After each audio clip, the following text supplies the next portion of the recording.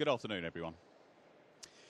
I'm here representing Atlas, which is the Association of Technical Lightning and Access Specialists. I'm actually now the president since middle of last week. Today I'm here to talk to you about the importance of selecting a specialist contractor when carrying out lightning protection work, and particularly the element of work at height that it comes with. So let's first look at Atlas, who they are and what they do. They're the leading association in the UK for specialist access and lightning protection. They're made up of 50 of the key associations and companies, and they go back to 1946 when they were originally formed as the National Federation of Master Steeplejacks and Lightning Conductor Engineers, which was a little bit too much of a mouthful, and the name was updated fairly recently. So, what can Atlas members offer you? They can do specialist scaffolding, rope access, which is traditional bosun's seat or abseiling. They use powered access. Here we've got a large piece of MUP equipment working at the Kew Gardens Temperate House, and a rather impressive set of steeplejack ladders climbing a chimney. But they also do lots of other things. So they do rock netting, building inspections, chimney repairs, propping, latchway and fall arrest installations. So pretty much, if it's at height, there's an Atlas member that can take care of it. Atlas takes a lot of pride in its the way it conducts its members, and one of the things it does is to monitor the accident statistics. It has a compulsory annual return which checks not only things like financial information about the members, their operations, insurances. It also checks the accident statistics. From the 2012 compulsory annual return, the accident frequency rate for the lightning protection side was calculated to be 0.43. Now that compares quite well with the rest of industry, which construction is for 2012 was in the region of 1.8 and 1.6 for all workplace activities. So Atlas members are doing something good.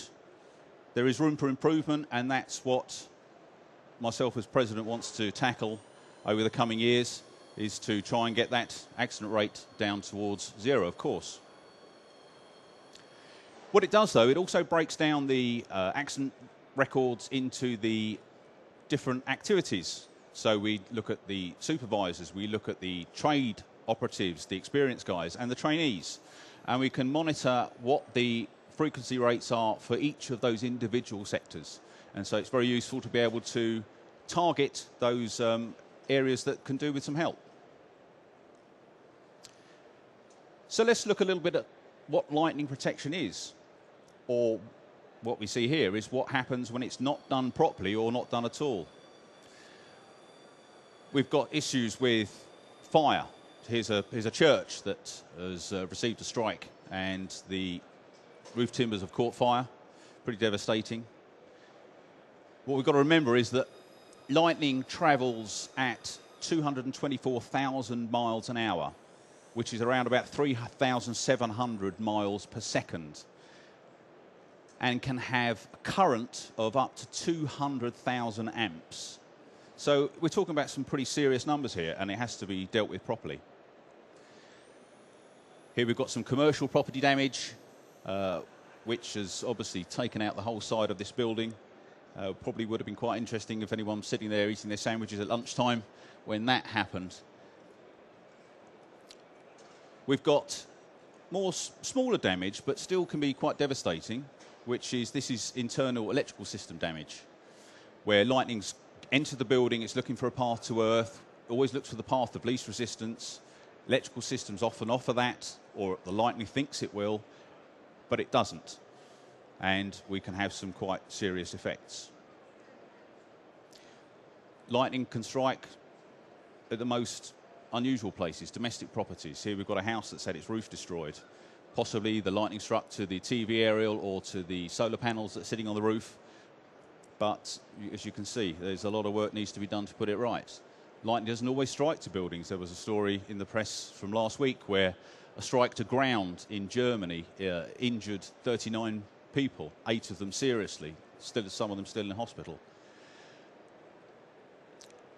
When lightning's in the building and it's on the electrical system, what can it do? It can quite seriously damage your electrical circuitry. So if your printed circuit board is part of your main server database, if you're a data center or a bank or any commercial operation, and that happens, then your business is stopping. So you've got to do something about it. Now that's where surge protection comes in. A small device fitted in the electrical system can prevent this. So what do Atlas do in technical terms? They represent the industry on the British Standards Committees and on CENELEC, the European Committee.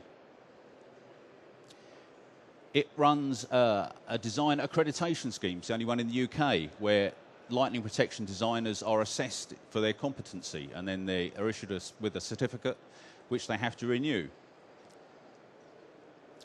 It has a technical committee which responds to members' technical queries. Any questions coming in are dealt with, and an industry response is given back so that there's a common answer that's given out to all of the members. It offers training and guidance and updates on the British and European standards.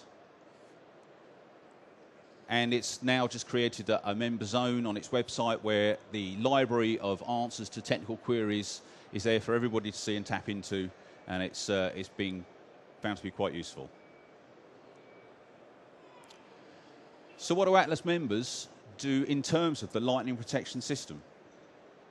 Firstly, they've got to undertake a risk assessment, which is in accordance with Part 2 of our British standard. Here's a list of the components that they have to consider about the building. I won't go through them in detail, but there's a lot. It's not just a case of how big is the building or where it is. It's very much a case of what it's being used for, how long is it occupied, what fire prevention systems might it already have in place. Once all of those factors are found, then a risk assessment can be undertaken, and that will determine whether the building needs any protection or whether or not it needs a high level or a low level. An Atlas member, once they've conducted the risk assessment, will undertake a design. They can't do that until they've done the assessment because there are different levels of protection. Here we've got protection that's been designed by a member company for a specialist installation. This is an explosive store. So the concept here is to try and prevent lightning from actually getting anywhere near the building. Most lightning protection systems are passive. They'll just sit on the roof. When lightning strikes, they'll conduct it away. This one is trying to capture that lightning before it gets near the building. Some of the systems will have specialist components. That last one for the explosive store will have air masts that might be 5 to 10 meters tall. They'll have concrete bases, so there's wind loading needs to be taken into consideration. The loading on the roof needs to be calculated and discussed with the customer. Once the lightning is captured, it has to be taken down to ground, and there's also a detail of a special down conductor material that's heavily insulated and prevents flashover and sparking. Very important for that explosives building. Once the system's been installed, it needs to be maintained. A system that isn't maintained will very quickly not perform its function. So what needs to happen? The work firstly needs to be undertaken by someone who knows what they're doing. So you need to select a qualified contractor, and that qualified contractor needs to provide a competent engineer. The engineer will go around the building, he'll disconnect and test each of the earth electrodes and make sure they're still performing the function they're meant to. If you get a high resistance on a part of the building, it won't work. Another part of the building will then take a high load, and that's not what we want. The engineer will need to inspect the down conductors and the air termination, and very much part of that air termination means that he's got to access the roof. So the engineer's got to be properly trained for doing that task. He needs to have correct equipment to prevent falling. He needs to be aware of the issues that are around him.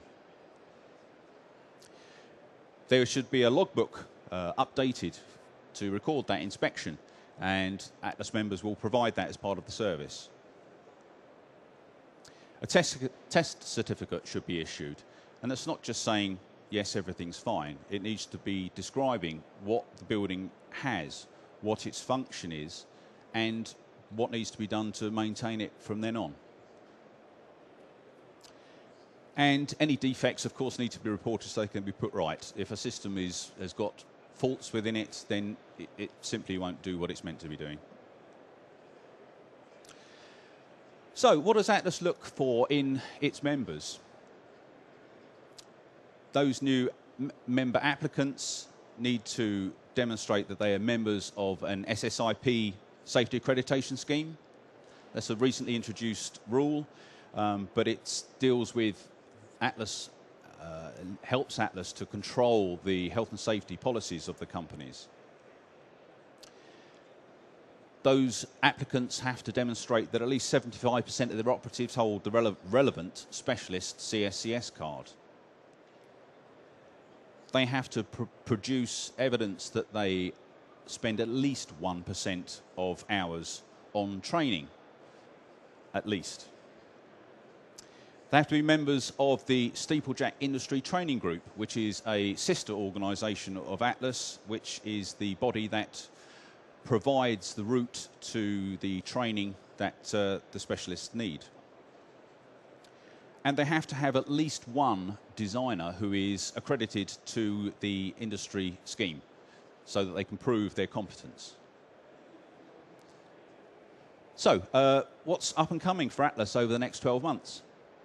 We've just introduced a new MVQ3 for test engineers, which now runs alongside the MVQ3s for the installation engineers. We've got a new comprehensive test certificate format, which is going to be rolled out across the members. The intention of that is to increase the level of information that's passed on to the clients and to create an image for the industry such that the test certificate from Atlas will become the recognised certificate that should be obtained at the end of the job. We're creating a specialist upskilling program for engineers to bring them up towards that level 3, and that's already seeing a lot of interest. We're creating a new laddering guide, which is the first document of its type. That is currently with the HSE, and hopefully it's going to be endorsed by them very soon, and that can be issued out and used by members as the best practice. And we're now organising training and accreditation sessions for the new versions of the British standards, which are coming out very soon. So there we have it. There's Atlas in a nutshell. So if there's, thank you for your time. If there are any questions, I will be happy to take them outside. Thank you very much.